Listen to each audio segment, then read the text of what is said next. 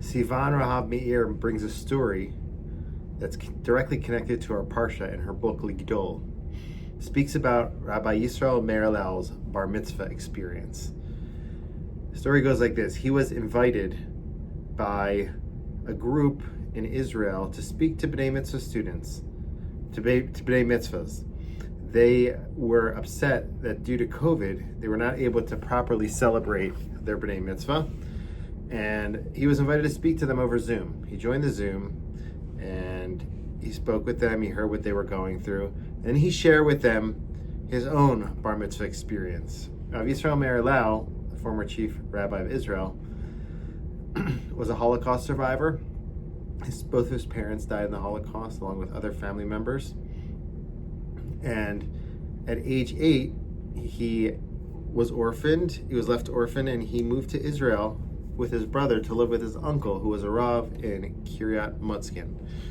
And his uncle basically taught him a lot about Yiddishkeit and taught him how to helped him prepare for his bar mitzvah.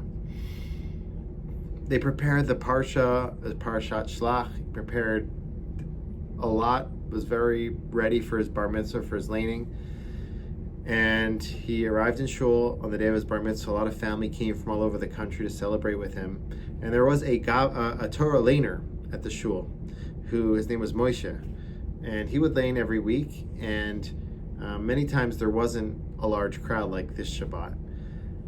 And Moshe would lane consistently and loyally, despite the small amount of people there. Now, this Shabbos, he wasn't told that there was bar mitzvah, so when Torah reading time arrived, he came up to the bima. At the same time, Rabbi Yisrael Meir Lau, who was not a rabbi at that time, he came up on the other side of the bima, and they both approached the bima at the same time. And the people there started to say to Moshe, "Thank you for your services. You're not needed this Shabbos because we have a bar mitzvah." He goes, "I wasn't told about this." So they probably said to him, "Well, we're telling you now." And Moshe didn't give up. He said, "I really wanted to lane, and every Shabbos I lane, and there's hardly anybody here. And finally, there's all these people here. I was expecting to lane, and I'm hoping to continue to lane." And they tried to dissuade him from laning because obviously the bar mitzvah prepared, and he was ready to lane. But he looked very sad, and Rabbi Yisrael Meir Lau at that point noticed that he was tearing up, he was sad, and he did something very mature, very sensitive and kind. He pulled over Moshe and said, "I understand that this is very important to you." He could see that his whole identity, Moshe's identity, was wrapped up in his laning. So he said, "I can see that that this is very difficult for you, and that you really want to lane. And I know that I'll have many opportunities going forward. I'm still young to lane, and so I'm going to offer you to lane instead of me." And that's what happened at Rabbi Yisrael Meir Lau's bar mitzvah. True story. He didn't lane. He didn't read from the Torah. Rather, the regular laner did, Moshe. The story doesn't end there. He ends up saying to the children that he doesn't regret at all what he did, because he was able on his bar mitzvah to do a huge mitzvah, and the mitzvah of sharing the spotlight with Moshe and enabling him to lane and feel good. And that's what he shared with the children on Zoom. And they ended up kind of comparing their situation to his, realizing, wow, we're just sad we're not able to have these gatherings. This rabbi went through the Holocaust. He didn't get to lane at his own bar mitzvah. He was willing to sacrifice for somebody else. And the children apparently understood from that story that they have a lot to be grateful for, and also that they're sacrificing for the health of their family. They're sacrificing their B'nai Mitzvah parties and gatherings. So that was the story. When I think about the story, I think about three things. First off, I'm curious as to why nobody interjected, any adult there, and still suggested to Moshe, perhaps stand aside. This young bar mitzvah, he prepared his parsha, he's ready to go. I can't imagine something like that ever happening in our shul. The amount of preparation time that goes into a bar mitzvah, and then just to have it sidetracked by someone who wants to lane instead. But that's something, a question mark I have on that story, just how that happened.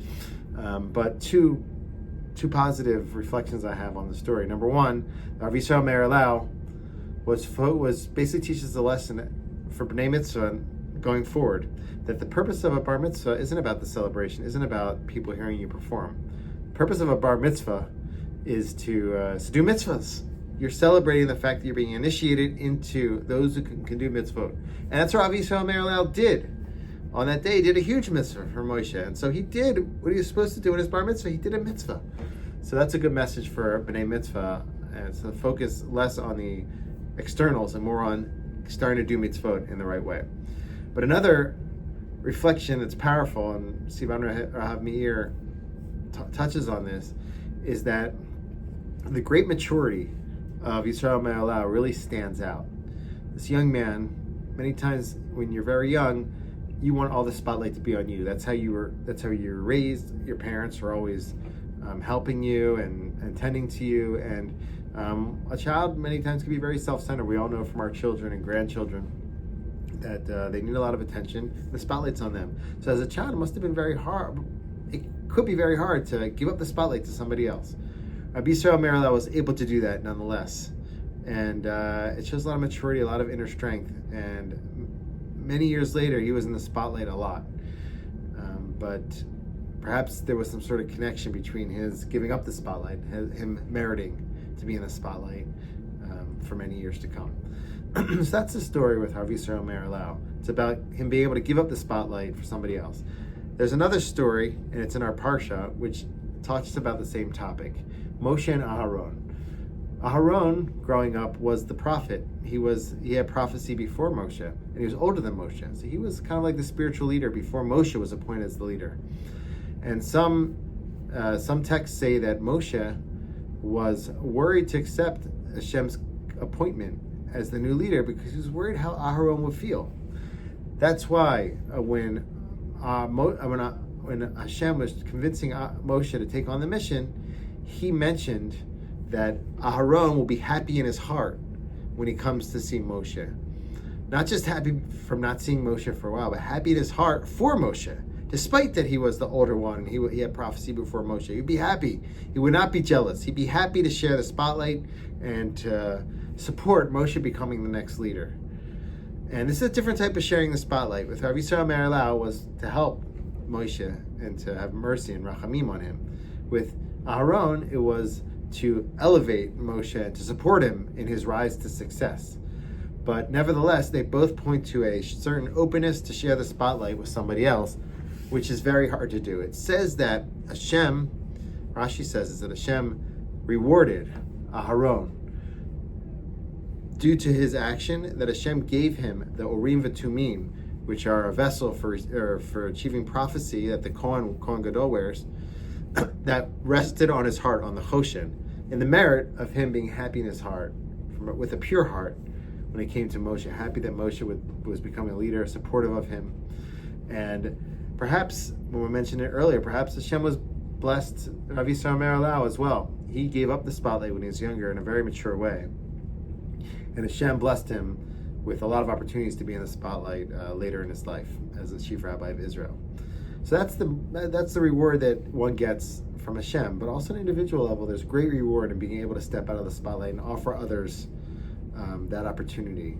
It shows that we've grown up. It shows that we've matured. It shows that we're not those adults that continue to be children as adults who are seeking to always be in the spotlight, not able to share it with others. It shows great strength. There's great inner fortitude and security that you're able to make space for others. That's a strong message from our Parsha, that when you're able to step aside, allow others to succeed and be happy for what they're doing, it's a sign that you're in a very strong place. And that in itself is a strong and powerful reward for those who are doing the right thing.